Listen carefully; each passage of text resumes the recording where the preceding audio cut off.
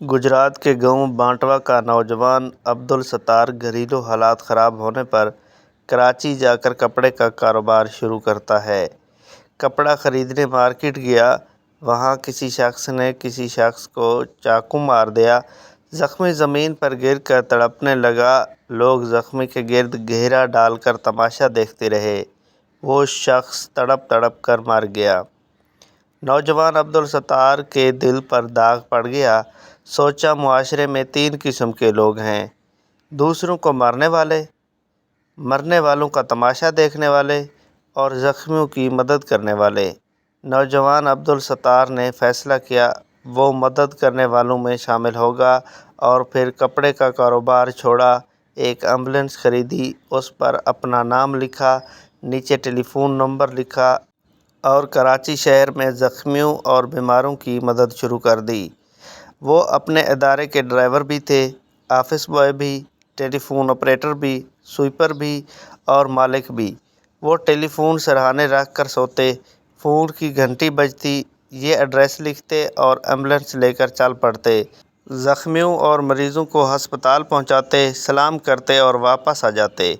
عبدالستار نے سینٹر کے سامنے لوہے کا گلہ رکھ دیا، لوگ گزرتے وقت اپنی فالتو ریزگاری اس میں ڈال دیتے تھے۔ یہ سینکڑوں سکے اور چاند نوٹ اس ادارے کا کل اثاثہ تھے۔ یہ فجر کی نماز پڑھنے مسجد گئے، وہاں مسجد کی دہلیز پر کوئی نوزائیدہ بچہ چھوڑ گیا۔ آپ نے بچے کی پرورش کی، آج وہ بچہ بینک میں بڑا افسر ہے۔ یہ نعشیں اٹھانے بھی جاتے تھے، پتہ چلا گندے نالے میں نعش پڑی ہے۔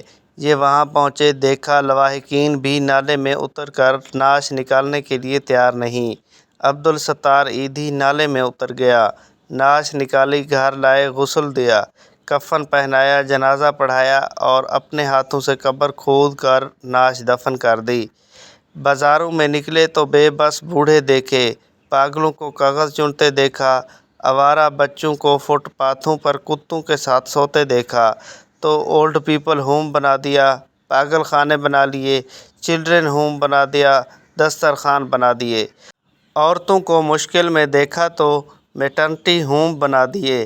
لوگ ان کے جنون کو دیکھتے رہے، ان کی مدد کرتے رہے، یہ آگے بڑھتے رہے، یہاں تک کہ ایدھی فاؤنڈیشن ملک میں ویلفیئر کا سب سے بڑا ادارہ بن گیا۔ یہ ادارہ 2000 میں Guinness book of world record میں بھی آ گیا۔ ایدھی صاحب نے دنیا کی سب سے بڑی پرائیویٹ ایمبولینس سروس بنا دی۔ عبدالستار ایدھی ملک میں بلا خوف پھرتے تھے۔ یہ وہاں بھی جاتے جہاں پولیس مقابلہ ہوتا تھا، یہ فسادات ہو رہے ہوتے تھے، وہاں بھی جاتے۔